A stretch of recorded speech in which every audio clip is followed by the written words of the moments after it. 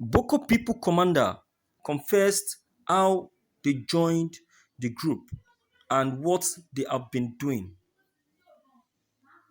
The commanders of Boko people confessed how they joined the group and what they have been doing.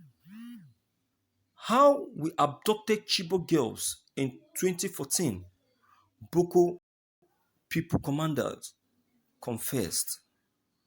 We were not doing it for Islam. Money offered us by the sect too tempting.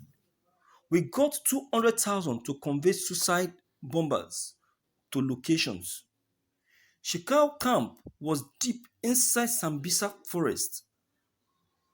Following the recent arrest of 22 members and commanders of the Boko people by operatives of the Inspector General of Police Special Intelligence Response Team (IRT), led by DCP Abakari's shocking revelations have emerged on the murderous activities of the sect.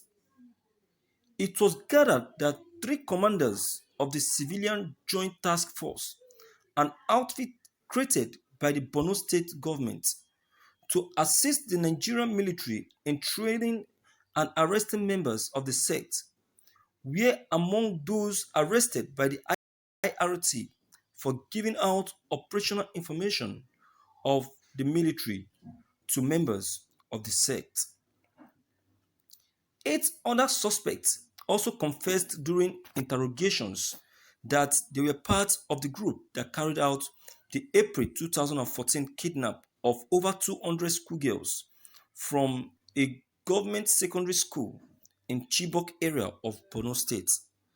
When Vanguard interviewed the suspects, some of the commanders, foot soldiers, and informants narrated their roles and the various tasks executed for the group.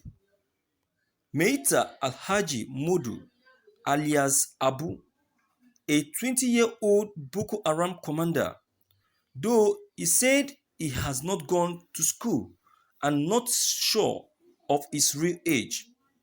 Native of Bama local government of Borno State, who was a farmer and had no formal education, confessed that he took an active part in the 2014 kidnap of Chibok schoolgirls, and he was equally responsible for moving young girls who were used for suicide bombing from Sambisa forest into Maiduguri town. He said, as a commander, he had been fighting for the sect since 2011 and assisted the group in taking over several towns, villages. He said he also participated in ambush attacks across the northern states of Nigeria and some parts of Niger, Chad, and Cameroon. He disclosed that the leadership of the group usually paid each fighter the sum of 30,000 after each attack, narrating how the group carried out the April 2014 Chibok schoolgirls attack. He said, one of our commanders who received direct orders from our leader, Abubakar Shekau, Banachungori, called out over 100 of us and we all assembled at Sambisa forest. He told us that our leader Shekau had ordered that we should all go to Chibok local government and kidnap some schoolgirls at the school. We couldn't ask questions because it was a direct order from Shekau and we all mounted our trucks. We had 5 big military trucks, 3 Toyota Hilux vans and 2 Isuzu pickup trucks. We left Sambisa forest around 5 p.m. that evening and arrived the school around 10 p.m.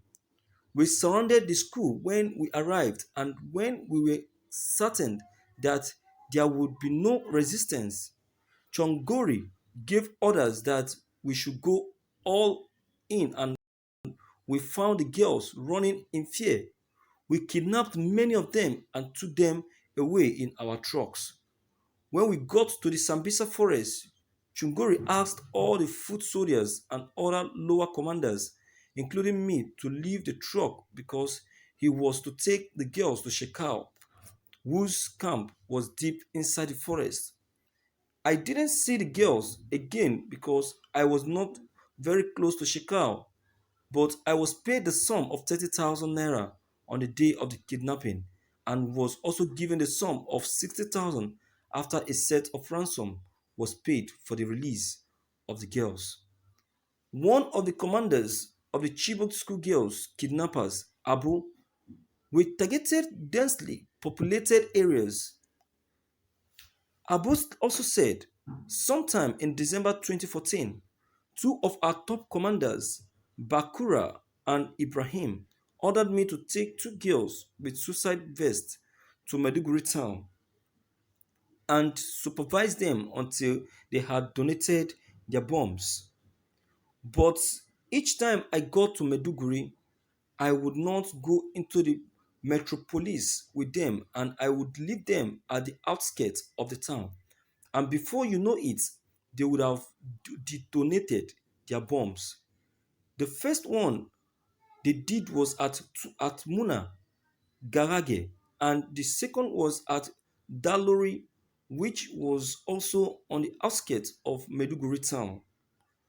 A member of the group, Adam, who had a taxi in Meduguri, then called our commander and told him that the suicide bombers I had been bringing in had been unable to enter into the town where there were large crowds of people.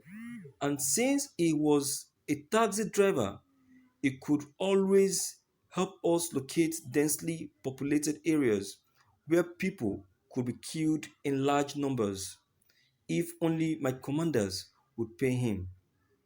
They agreed on 200,000 per mission, and each time I took the girls from Sambisa Forest, I would take them to Adam, who would then take the girls into Meduguri metropolis. And after each successful attack, I was the person who used to take his money to him. My commander used to pay me between 60,000 to 70,000 after each operation. I wasn't doing this because of my Islamic faith.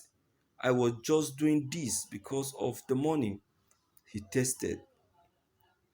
I was paid 200,000 to take suicide bombers to target locations, Mustafa said.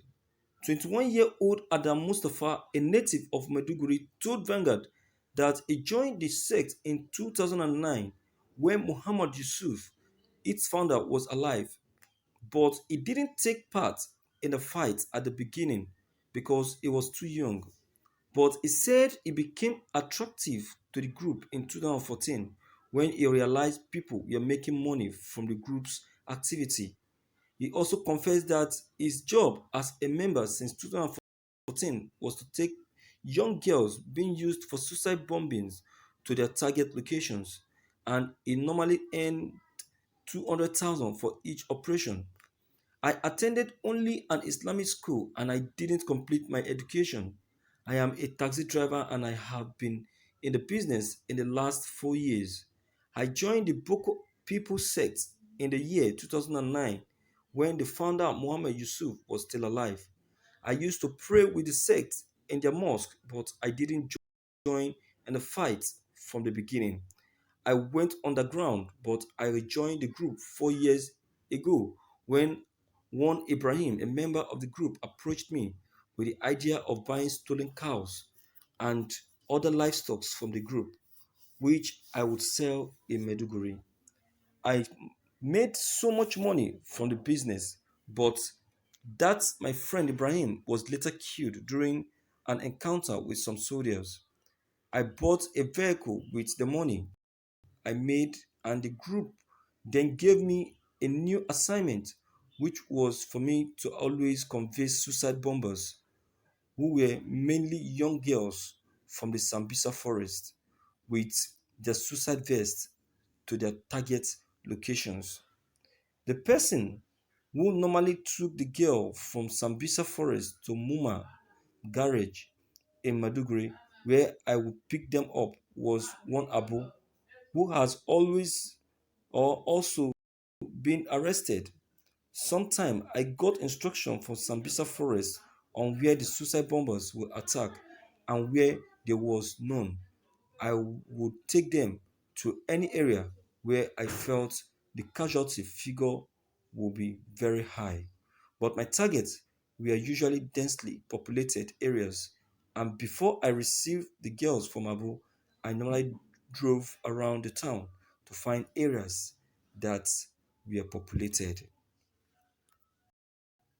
Thank you for listening to this news. Well, viewers, you have heard this. At least, to God be the glory, some of the commanders have been held down. And with these commanders, tangible informations concerning the whereabouts of Shekau will be